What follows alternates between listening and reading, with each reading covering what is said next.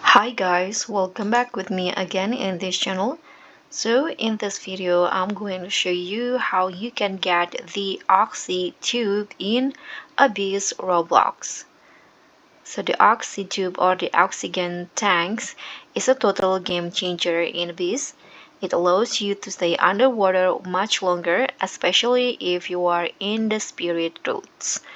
So here, what you need to do first is, of course, just teleport to the spirit roots. Also, I've already inside this cave in the spirit roots, and once you're in here, you can just go from the teleporter. You can just go straight until you find Lumi.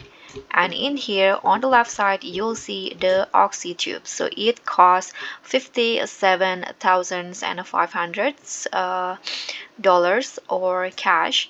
So what you need to do just to buy it, you can just click it, and in here just tap on yes to confirm, and just like that you'll get the Oxy Tube.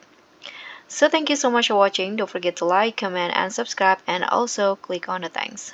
Bye.